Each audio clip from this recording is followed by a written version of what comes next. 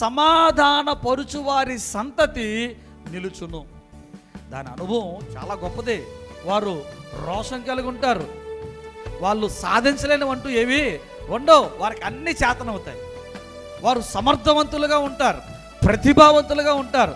మిగతా వాళ్ళతో పోల్చుకుంటే చాలా విషయాల్లో మెరుగ్గా ఉంటారు. మీ అన్నీ గురించో, మీ వదిన గురించో, మీ తమ్ముడు గురించో, మీ మరదల గురించో, నీ యొక్క అక్క చెల్లెల గురించో, నీ అన్నదమ్ముల గురించో, నీ అత్తమామల గురించో, నీ మరదల గురించో, మరుదుల గురించో, నీ పెద్దనాళ్ళు, పిన్నమ్మలు, అన్నమామలు, మేనత్తలు, వారు ఎవరైనా కావచ్చు. వారి గురించి ఒకవేళ మాట్లాడేటప్పుడు, ప్రస్తావన తీసుకొచ్చేటప్పుడు అవతల వారికి నువ్వు ఇచ్చే రిపోర్ట్ ఏంటో తెలుసా? సమాధానకరమైన రిపోర్ట్ని ఇవ్వు. కొంతమంది హృదయాలు ఏముంటో తెలుసా అండి? ఒకవేళ వారి గురించి వారిని పొగుడుతూ వీరి దగ్గర మాట్లాడితే వారికి గొప్ప వచ్చేస్తుందేమో, వారికి మెప్పు వచ్చేస్తుందేమో, వారికి మంచి పేరు వచ్చేస్తుందేమో, వారికి మంచి గుర్తింపు వచ్చేస్తుందేమో. అమ్మమ్మమ్మమ్మ, ఎట్టి పరిస్థితులు అలా జరగను, అలా జరగడానికి వీలే లేదు.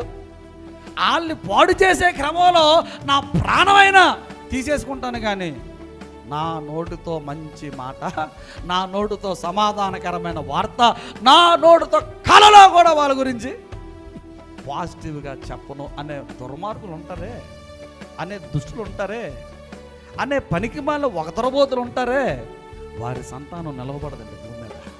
వాళ్ళు ఎప్పుడు పడిపోయిన స్థితిలో ఉంటారు. సమాధానపరిచే నైజం, అక్కడ జరిగే గొడవని, కొట్లాటని, తొందరపాటుల్ని, ఉద్రేకాల్ని, అక్కడ జరిగే అనర్థాన్ని చూసి నీళ్లు పోసి ఆపేటటువంటి మనిషిగా నువ్వు ఉండాలి. అబ్రహాము గురించి, ఇస్సాకు గురించి, యాకోబు గురించి రాయబడిన మాట్లాడడం తెలుసా? వారు మనుషులను సంపాదించుకునేను, వారు దాసదాసీలను సంపాదించుకునేను. మనం సంపాదించుకునే వారిగా ఉండాలి. సంపాదన అంటే డబ్బు, ఇల్లులు, వస్త్రాలు, ఉద్యోగం సంపాదనలో భాగమే. రెండోది మనుషుల్ని సంపాదించుకోవడం, వీళ్ళు సంపాదించుకోవడం, అన్నదమ్ములు సంపాదించుకోవడం, బంధువులు సంపాదించుకోవడం, స్నేహితులు సంపాదించుకోవడం.